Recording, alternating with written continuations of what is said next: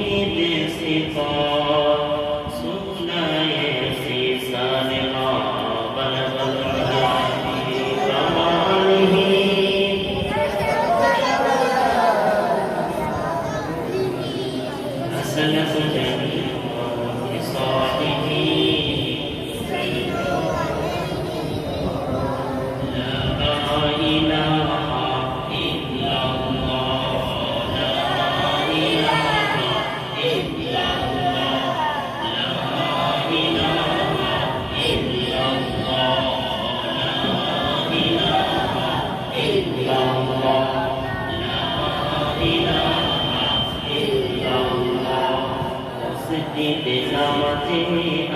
আশিকে যারা আল্লাহর কাছে প্রিয় তারা, আল্লাহর কাছে প্রিয় যারা, জান্নাত প্রবেশ করবে তারা। জোরে লা ইলাহা ইল্লাল্লাহ, লা ইলাহা ইল্লাল্লাহ, লা ইলাহা ইল্লাল্লাহ, সুবহানাল্লাহ, আলহামদুলিল্লাহ, লা ইলাহা ইল্লাল্লাহ, লা ইলাহা ইল্লাল্লাহ, লা ইলাহা ইল্লাল্লাহ, সুবহানাল্লাহ, আলহামদুলিল্লাহ, লা ইলাহা ইল্লাল্লাহ, লা ইলাহা ইল্লাল্লাহ, মুহাম্মাদুর রাসূলুল্লাহ সাল্লাল্লাহু আলাইহি ওয়াসাল্লাম। যারা আল্লাহর কথা বলে, আল্লাহর পথে চলে, আল্লাহকে ভালোবেসে সবেছে জীবন, তাদের কিসের ভয়, এ করে পরাজয়। শহীদ তামাম হাতে নাচে তার মন। যারা আল্লাহর কথা বলে, আল্লাহর পথে চলে, আল্লাহকে ভালোবেসে সপেছে জীবন, তাদের কিসের ভয়, এ করে পরাজয়। শহীদ তামাম হাতে নাচে তার মন। আলহামদুলিল্লাহ। সম্মানিত হাজিরিন, আপনার আমার জীবনের মালিককে, আপনার আমার পালন করতে, আপনার আমার রুজির মালিককে, আপনার আমার জীবনদাতাকে, আপনার আমার মরণদাতাকে, আপনার আমার চলার পথে বিপদ আপদের সাথীকে, সেই আল্লাহর প্রতি আমরা কালিমাতুশ শুকরিয়া জ্ঞাপন করছি। যে মহান রব্বুল আলামিন দুনিয়ার সমস্ত ফিতনা ফাসাদ থেকে বিরত রেখে, দুনিয়ার সমস্ত অশ্লীল ব্যাকরণের কাছ থেকে আল্লাহ সুবহানাহু ওয়া তাআলা আপনাকে আমাকে দূরে সরে রেখে সেই মহান রবের দরবারে আমরা সকলে কালিমাতুশ শুকরিয়া জ্ঞাপন করছি। সকলে বলি আলহামদুলিল্লাহ। মানবতার রহমতুল নূর সাইয়্যিদুল মুরসালিন খাতামুন নবিয়্যিন, যে নবীকে আল্লাহ সুবহানাহু ওয়া তাআলা রহমত করে দুনিয়ায় প্রেরণ করেছেন। এখন চলে সফর মাস, এরপরে আরবি মাসে কি মাস? রবিউল আউয়াল, যে মাসে রাসূল সাল্লাল্লাহু আলাইহি ওয়াসাল্লামকে আল্লাহ রাব্বুল আলামিন আমাদের জন্য, আল্লাহ তাআলার বান্দাদের জন্য রহমত করে আমার রাসূল সাল্লাল্লাহু আলাইহি ওয়াসাল্লাম সৃষ্টি করেছেন। সেই মাস সামনে, আমরা সেই পূর্বে মাসে এখন বর্তমানে চলতেছে। সেই নবীর প্রতি আমরা সকলেই মন থেকে দিল থেকে কালিমাতুশ শুকরিয়া জ্ঞাপন করছি। সেই নবীর প্রতি সকলেই মন থেকে দিল থেকে দুরূদ প্রেরণ করছি। সকলে সাল্লাল্লাহু আলাইহি ওয়াসাল্লাম তাদের প্রতি মাগফিরাত কামনা করছি। যাদেরকে জীবন দিতে হয়েছে উহুদের ময়দানে, যাদেরকে জীবন দিতে হয়েছে খন্দকের ময়দানে, যাদেরকে জীবন দিতে হয়েছে তাবুকের ময়দানে, যাদেরকে জীবন দিতে হয়েছে ইসলামের জন্য, যাদেরকে জীবন দিতে হয়েছে কোরআনের জন্য, যাদেরকে জীবন দিতে হয়েছে ইসলামের পক্ষে মানুষকে ডাকার জন্য, যাদেরকে জীবন দিতে হয়েছে বিরোধী মানুষদেরকে ইসলামের পথে কোরআন সুন্নাহ আলোকে মুসলিম বানানোর জন্য, এই সমস্ত মধ্যে মুজাহিদদের আল্লাহ সুবহানাহু ওয়া তাআলা সর্বোত্তম শহীদের মর্যাদা কবুল করে নিয়ে সকলে বলে আল্লাহুম্মা আমিন। আবারও তাদের প্রতি মাগফিরাত কামনা করছি। যে সমস্ত কোরআনের পর যাদের অন্তরের ভিতরে এতটুকু সহানুভূতি নাই, তারা আমাদের ঘরে যেমন ভাবে মা আছে, আমাদের ঘরে যেমন ভাবে স্ত্রী আছে, আমাদের ঘরে যেমন ভাবে বোন আছে, ঠিক তেমনি এরকম আমার ভাই স্ত্রী অথবা বউ অথবা আপনার মেয়ে অথবা বিটার বউ এরকম বাংলার জমিনে এরকম ভাবে টেনে হিসে কাপড় পর্যন্ত খুলে ধর্ষণ করছে, জোর জবরদস্তি করছে। তো ওই সমস্ত মা বোনদের জন্য দোয়া করি যারা অসুস্থ আছেন, এবং তাদের জন্য দোয়া করি যারা এই মহামারীর ভিতরে আক্রান্ত হয়ে এখনো পর্যন্ত আবদ্ধ ঘরে বদ্ধ হয়ে আছে এবং চিকিৎসাধীন অবস্থায় আছে, এবং আমাদের কোরআনের পাখি ধর্ষক হবে যাকে আমি কলিজা ফেলে যায় কোরআনের পাখির তোমার মুখে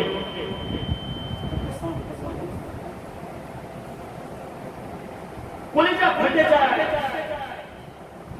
আমাদের কোরআনের পাখিকে কোন অপরাধে জেলের ভিতরে বন্দী করেছেন জানেন আপনারা?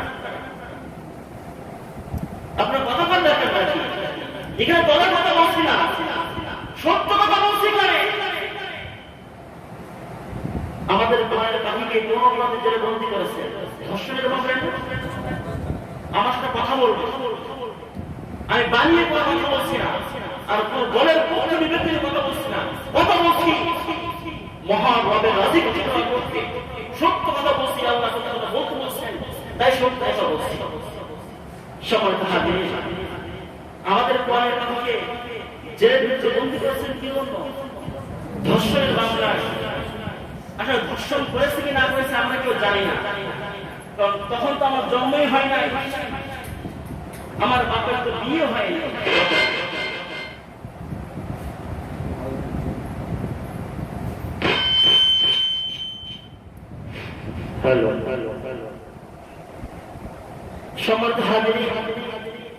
সেইখানে সেই অপরাধে তাকে বন্দী করেছেন, কিন্তু তিনি একটা কথা বলেছিলেন,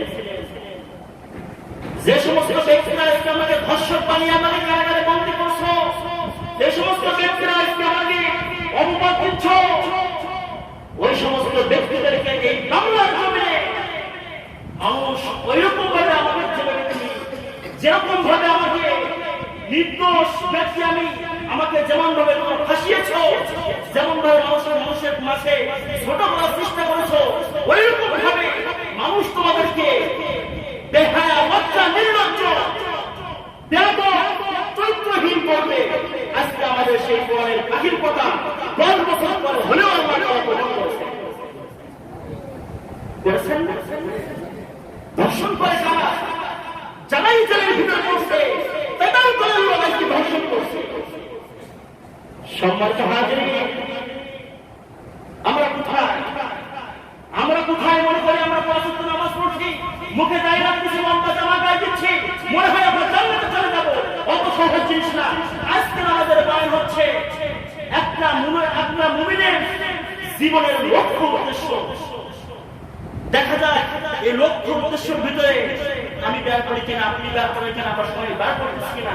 যে সমস্ত ব্যক্তি বের করবে সে সমস্ত ব্যক্তি সফল হয়ে যাবে, আর যে সমস্ত ব্যক্তি বের করবে না সে ব্যক্তি একটা চিরতর জন্য জাহান্নামে পড়বে।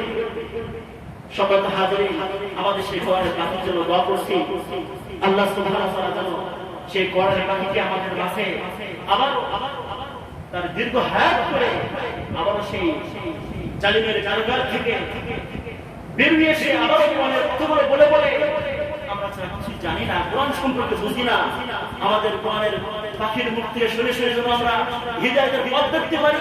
বিধর্মীরা, জালিমরা, মুনাফিকরা তারা যেন কথাগুলো শুনে কোরআনের কথাগুলো শুনে যেন তারা যেন হিদায়াতের পথে আসতে পারে। আল্লাহ সুবহানাহু ওয়া তাআলা আমাদের কোরআনের পাখিকে মুক্ত করে বিশ্ব করবেন। আল্লাহুম্মা আমিন। সম্মানিত হাজিরিন, আজকে আমাদের সমাজে, আজকে আমাদের দেশে, আজকে আমাদের ফেসবুক, ইন্টারনেট, টুইটার, যেখানে আমরা চোখ পেলে সেখানে দেখি ধর্ষণ, সেখানে দেখি দুর্নীতি, সেখানে দেখি রাহাজানি, সেখানে দেখি আপনার বেআইন। এখন বর্তমানে আপনার ইউটিউবের ভিতরে গেলে, আপনার ফেসবুকের ভিতরে গেলে, টুইটারের ভিতরে গেলে দেখা যায় অমুক জায়গায় এক বোনকে ধর্ষণ করেছে, অমুক জায়গায় এক মাকে ধর্ষণ করেছে, অমুক জায়গায় এক মেয়েকে ধর্ষণ করেছে, অমুক জায়গায় এক কলেজ ছাত্রীকে ধর্ষণ করেছে, অমুক জায়গায় এক স্ত্রীকে ধর্ষণ করেছে। এই খবর ছাড়া দ্বিতীয় ফিরাইবার কোনো খবর না। সেই দেশের নাগরিক আমার কথা যদি বোঝেন তাহলে মেহেরবানি করে আমার কথার সঙ্গে উত্তর দেবেন। সম্মানিত হাজির, আজকে আমাদের সমাজে এই অত্যাচার নাই ওয়াসার হচ্ছে একমাত্র একটাই কারণ, এই দেশে কোরআনের কোনো আইন চালু নাই। বাবা দিকেরা কারণ রাসূল আকরাম সাল্লাল্লাহু আলাইহি ওয়াসাল্লাম বলেছেন, মান ক্বালা বিহি সাদাকা। কোরআন থেকে যারা কথা বলে, কোরআন থেকে যারা কথা বলে তাদের থেকে সত্য কথা আর কে বলে না। সুবহানাল্লাহ। সম্মানিত হাজির, এখন আমাদের দেশের দিকে একটু লক্ষ্য করি। আমাদের দেশের সঙ্গে, আমাদের সমাজের সঙ্গে, আমাদের গ্রাম অঞ্চলের সঙ্গে আমরা একটা দেশ করার চেষ্টা করি। যে সমস্ত ব্যক্তিরা কোরআন দিয়ে কথা বলে, ইসলাম নিয়ে যে সমস্ত ব্যক্তি কথা বলে, রাসূলের হাদিস নিয়ে যে সমস্ত ব্যক্তি কথা বলে, যারাই কথা বলে তাদের নামে মামলা হামলা হয় কিনা? হয় না? এদেশে কিভাবে আপনারা ইসলাম পান? কারণ কোরআনে যারা কথা বলে তারা তো তাদেরকে দোষী করতেছে। সম্মানিত হাজির, এবং রাসূল বলেছেন, ওয়ামান আমিলা বিহি কুদিরা। এই কোরআন অনুযায়ী যারা আমল করে, এই কোরআন অনুযায়ী যারা আমল করে তারা পুরস্কার প্রাপ্ত হয় এবং আল্লাহ তাআলার দরবার থেকে তারা প্রতিদান লাভ করে। সুবহানাল্লাহ। বলছেন যে এই কোরআন থেকে যা আমল করবে তাদের জন্য পুরস্কারের ব্যবস্থা করছেন কে? আল্লাহ তাআলা ব্যবস্থা করছেন এবং আল্লাহ তাআলা আমাদেরকে প্রতিদান দেবে, প্রতিদানের লাভ পাবো ইনশাআল্লাহ। সম্মানিত হাজির, আমার রব্বুল আলামিন বলেন, ওয়া মান হাকামা বিহি আদালা। কোরআন দিয়ে যারা বিচার ফয়সালা করে, যারা জাস্টিস কায়েম করে, ইনসাফ কায়েম করে, আজকে আমাদের সমাজে থেকে চোখে দেখা যায় আমাদের সমাজের ভিতরে কোনো ন্যায় বিচার নাই। বাবা ঠিক কিনা? যার জান বেশি, যার ভাই ঘুষ বেশি, যার টাকা বেশি, তার দিকে রায় যায় কিনা? সম্মানিত হাজির, আমাদের নবী করিম সাল্লাল্লাহু আলাইহি ওয়াসাল্লাম আল্লাহ রাব্বুল আলামিন যে নবী করিম সাল্লাল্লাহু ইল্লা রাহমাতাল লিল আলামিন করে দুনিয়ায় প্রেরণ করেছেন। আমরা তো সেই নবীর উম্মত, আমরা তো শ্রেষ্ঠ উম্মত, আমরা শ্রেষ্ঠ উম্মত এবং শ্রেষ্ঠ নবী পেয়েছি। বর্তমান ঠিক কিনা? আমরা শ্রেষ্ঠ উম্মত। আমাদের এই উম্মতদেরকে বনি ইসরাঈলের যুগে আপনার 70 জন, অনেক আলেমরা বলেছেন 70 জন, অনেক আলেমরা বলেছেন একজন নবীর থেকেও আমাদের মর্যাদা আল্লাহ তাআলা বেশি করে দিয়েছেন। সুবহানাল্লাহ। সম্মানিত হাজির, কিন্তু রাসূল সাল্লাল্লাহু আলাইহি ওয়াসাল্লাম বিচার কেমন ছিল? আপনার ইচ্ছায় অশ্বারোহণ আমার থেকেও বেশি। যেখানে ওয়াজ চলে সেখানে আপনারা তো রাস্তায় উঠে কেন আপনারা বসে পড়ে অশ্বারোহণের জন্য। সুতরাং আমার থেকেও কিন্তু আপনারা জানেন বেশি। তারপরে আপনাদেরকে মনে করে যে কোনো কথা বলছি, রাসূল সাল্লাল্লাহু আলাইহি ওয়াসাল্লাম কখনো দলের দিকে তাকিয়ে, কখনো রাসূল সাল্লাল্লাহু আলাইহি ওয়াসাল্লাম কখনো দলের দিকে তাকিয়ে কখনো রায় দেন নাই, কখনো মুসলিমকে হিন্দু শিয়া থেকে রায় দেন নাই। আর আজকে আমাদের সমাজে দলের দিকে তাকিয়ে, টাকার দিকে তাকিয়ে, আপনার ধর্মের দিকে তাকিয়ে আজকে আমাদের সমাজে রায় ঘোষণা হয় কিনা? হয় না? সম্মানিত হাজির, রাসূল সাল্লাল্লাহু আলাইহি ওয়াসাল্লাম কেমন ভাবে বিচার করেছেন? রাসূল সাল্লাল্লাহু আলাইহি ওয়াসাল্লামের দরবারে এক ইহুদি এবং এক মুসলিম গেল। কথাটা ভালো করে বোঝানোর জন্য বলছি। এক ইহুদি এবং মুসলমান বিচারের জন্য গেল। বিচার যখন ফয়সালা করে দিল, বিচারের কথা যখন যে কাজের জন্য গিয়েছেন, যে বিচারের জন্য গিয়েছেন, সেই কথাগুলো যখন রাসূল সাল্লাল্লাহু আলাইহি ওয়াসাল্লামকে বলে দিল, রাসূল সাল্লাল্লাহু আলাইহি ওয়াসাল্লামকে বলার সঙ্গে সঙ্গে রাসূল সাল্লাল্লাহু আলাইহি ওয়াসাল্লাম কোনটা ন্যায় কোনটা অন্যায় সেটা বিশ্লেষণ করে আপনার হিন্দু ব্যক্তিরাই আপনার ইহুদিদের পক্ষে রাসূল সাল্লাল্লাহু আলাইহি ওয়াসাল্লাম রায় দিলেন। রাসূল সাল্লাল্লাহু আলাইহি ওয়াসাল্লাম কথাগুলো শুনে ভাবলেন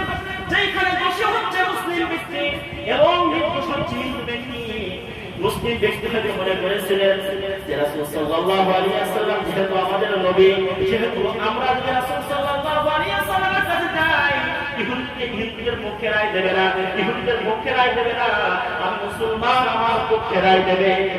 রাসূল সাল্লাল্লাহু আলাইহি ওয়াসাল্লাম রায় ঘোষণা করে দিলেন হিন্দুদের পক্ষে, সেই আপনার ইহুদিদের পক্ষে রায় ঘোষণা করে দিলেন।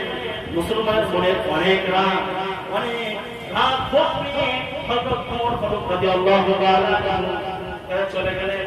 হযরত ওমর ফারুক রাদিয়াল্লাহু তাআলা কাছে বললেন, ও রাসূল সাল্লাল্লাহু আলাইহি ওয়াসাল্লামের কাছে বিচার নিয়ে গিয়েছেন, সেই বিচার আমার পক্ষে না দিয়ে এই ইহুদির পক্ষে বিচারে গিয়েছেন, এই ইহুদির পক্ষে বিচারে রায় দিয়েছেন। ওমর, তুমি বিচারটা করে দাও। তখন বললেন, ও ভাই, তোমাকে বিচার তো করতেই হবে, কারণ রাসূল সাল্লাল্লাহু আলাইহি ওয়াসাল্লাম যেহেতু তোমাকে বিচার করেছেন, এই বিচার তোমাকে পছন্দ হয় নাই, অবশ্য আমি তোমার বিচার করবো। অবশ্যই যেহেতু বিচার নিয়ে আসছো, অবশ্যই বিচার করার দরকার। ওমর ফারুক রাদিয়াল্লাহু তাআলা এবারে শুনলেন, তোমার সাল্লাল্লাহু আলাইহি ওয়াসাল্লামের বিচার কি তোমার পছন্দ হয় নাই? বললেন না। আবার রাসূল সাল্লাল্লাহু আলাইহি ওয়াসাল্লামের বিচার কি তোমার পছন্দ হয় নাই? বললেন না। ওমর ফারুক রাদিয়াল্লাহু তাআলা বললেন, এই বিচারে রায় দিতে গেলেন আমাকে একটু ঘরের ভিতরে যাওয়া লাগবে, না আমি রায় দিতে পারবো না। ওমর ফারুক রাদিয়াল্লাহু তাআলা ঘরের ভিতরে যে তরবারিটা হাতে করে নিয়ে আসলেন, যে নবীকে রহমাতুল আলামিন করে দুনিয়া পাঠিয়েছেন, সেই নবী বিচার তোমার পছন্দ হয় না, তোমার এই বিচার করতে হবে তোর দিয়ে। সম্মানিত হাজির, আজকে আমাদের সমাজে রাসূলের মতো বিচার হতো, আমাদের সমাজে আছে ধর্ষণ, অত্যাচার, অনাহার, দুর্নীতি আমাদের সমাজে থাকতো না। আজকে আমাদের সমাজে বিচার হয়, যেদিকে পানি একটু উঁচু মতো দেখা যায়, পানি তো কখনো উঁচু হয় না, দেখা যায় দুইজন ব্যক্তি, একজন কারে আপনার জ্ঞান প্রতি অন্য দলের লোক, আরেকজন কারে অন্য দলের লোক, দেখা যায় যে ব্যক্তির কাছে বিচার নিয়ে যায়, সে ব্যক্তি সেই জব্দ হয়ে যায়, কোনটা ন্যায় কোনটা অন্যায় সেটা না দেখে আপনার অন্যায় ব্যক্তির পক্ষে বিচার রায় দিয়ে দেয়। কথা ঠিক কিনা? আমাদের সমাজে আছে না, আমাদের মহল্লা আছে না, আমাদের জীবনের ভিতরে আছে না, আমাদের মুসলিমের ভিতরে আছে না, আমাদের দেশের বিষয়ে অবশ্যই এরকম অন্যায়, অনাচার, দুর্নীতি, চোর, বাটপার আমাদের সমাজের ভিতরে আছে। এই জন্য আজকে আমাদের সমাজের ভিতরে কোনো শান্তি নেই। রাসূল সাল্লাল্লাহু আলাইহি ওয়াসাল্লাম বলেন, ওয়া মান হাকামা বিহি আদালা, কুরআন দিয়ে যারা বিচার ফয়সালা করে তারা জাস্টিস কায়েম করে। যেখানে কুরআন দিয়ে বিচার ফয়সালা করা হয়, যেখানে কোরআনের বিচার নেই, কোরআনের ফয়সালা নেই, সেখানে অন্যায় আর অবৈধ বিচারের নামে প্রহসন করে নিরপরাধ মানুষকে হত্যা করা হয়। ভগবান ঠিক কিনা? সম্মানিত হাজির, 2019 সাল ঘোষণা আপনারা হয়তো জানিয়েছিলেন, তারা ভুলে যান নাই ভারতের কথা। ভারতের ঘাটেই অপরাধ ছিল, সে ব্যক্তি কেন ভারতের বিরুদ্ধে কথা বলল, সেই অপরাধের কারণে এই কুলাঙ্গার ছাত্রলীগের দল এরা কিন্তু আপনার ভারতকে কুপিয়ে হত্যা করেছিল। একটা ব্যক্তিকে অপরাধ, সে ব্যক্তি কেন দেশের ব্যাপারে কথা বলল? সে ব্যক্তি কথা বলেছিল যে আপনার ভারতে কেন পানি দেবে, তারা তোমাদের সুযোগ সুবিধা ডুবাটা দেখে না, আমরা কেন পানি দেবো? ভারতের ব্যাপারে কথা বলেছিল, ভারতের বিরুদ্ধে কথা বলেছিল, এই জন্য তাকে দুনিয়ার থেকে জীবন দিতে হয়েছে।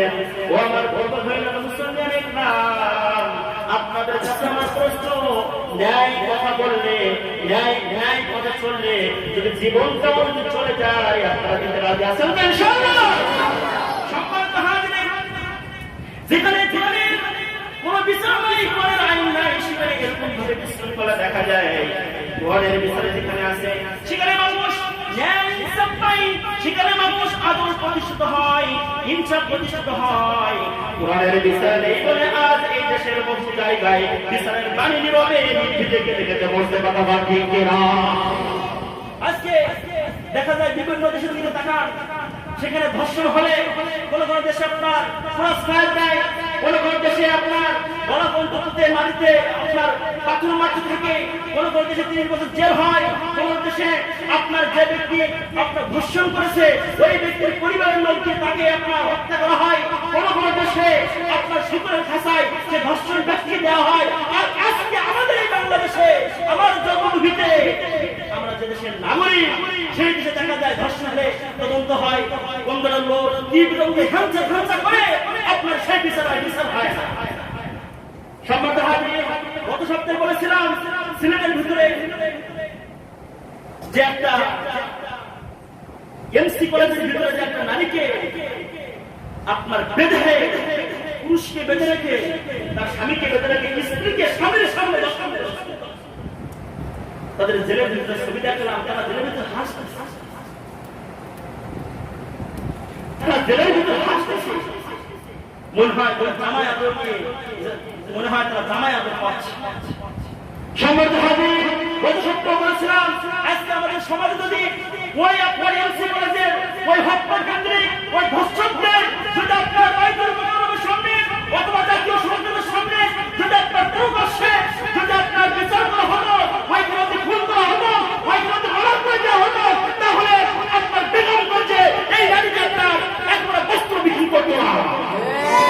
সম্মানিত হাজির, গত সপ্তাহে তো বলেছিলাম ছেলের কথা, আবার এই সপ্তাহের ভিতরে দেখলাম বেগমগঞ্জে একটা নারীকে একটা স্ত্রীকে আপনার একবারে উলঙ্গ করে সেখানে রেপ করেছে।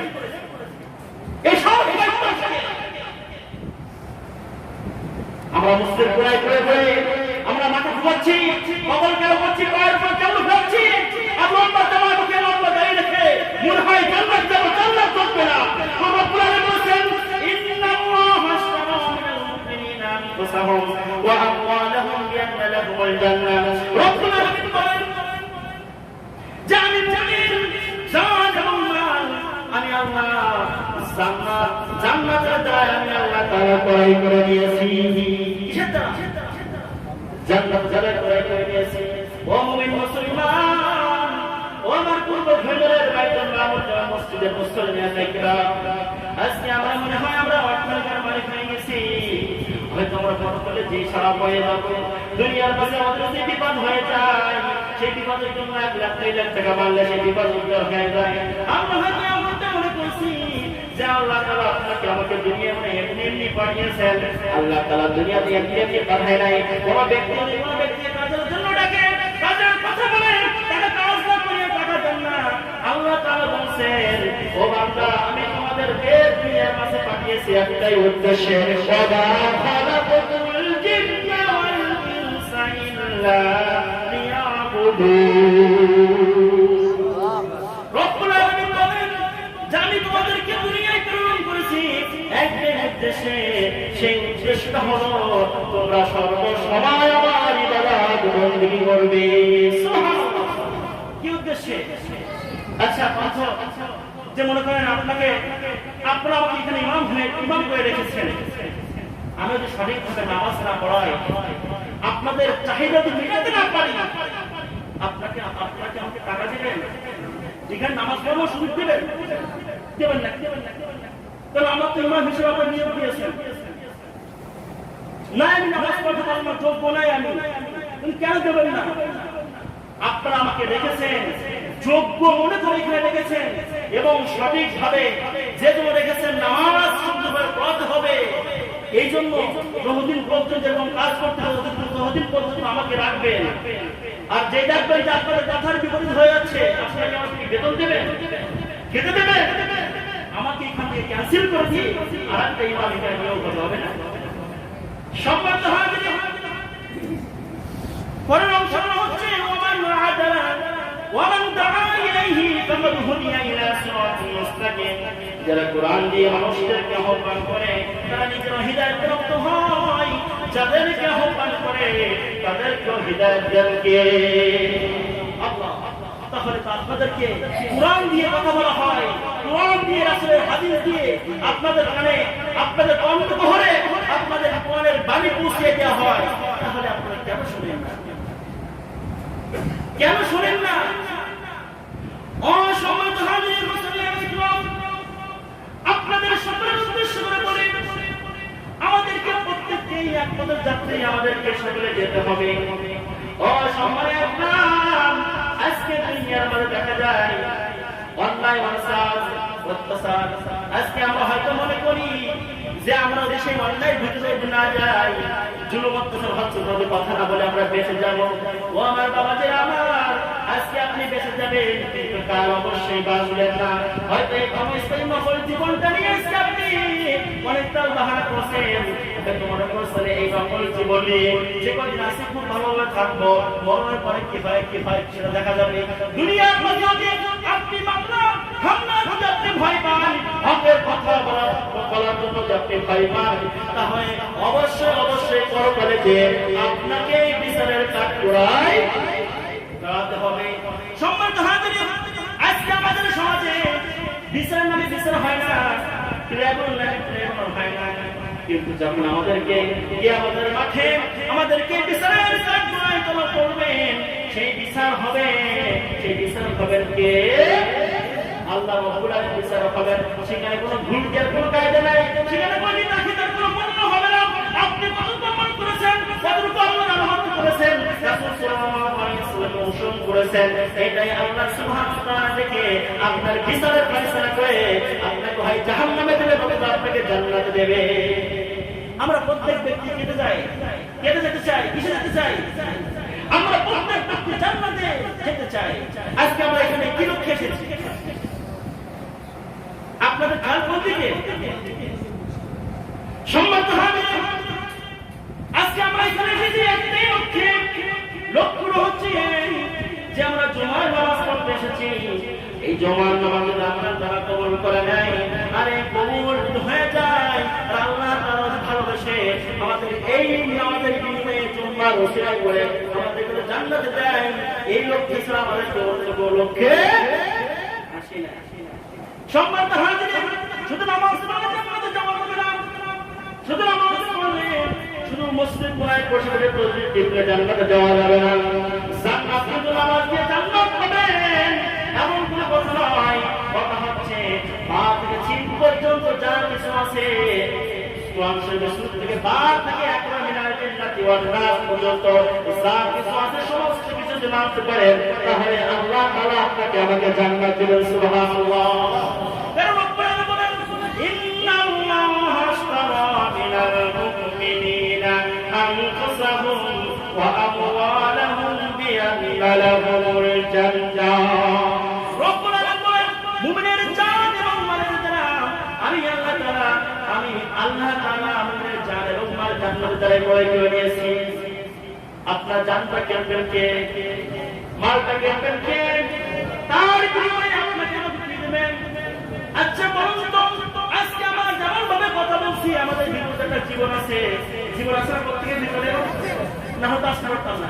আমাদের প্রত্যেকের ভিতরে জীবন আছে, এই জীবনের মালিক কে? আল্লাহ এই জীবনের মালিক। এবং আজকে অনেকে 10 লাখ 20 লাখ 50 লাখ, অনেকে আবার চাচার মতো ওখানে আসলে থাকে না। এই সমস্ত সম্পদের মালিক কে? আল্লাহ। কথা আসতে আমাদের জীবনের মালিক আল্লাহ, আমাদের মরণের মালিক আল্লাহ, এবং আমাদের আপনার অর্থের অর্থ দিয়েছেন সে অর্থের মালিক আল্লাহ। তাহলে আল্লাহ কেন আপনাকে আমাকে কেন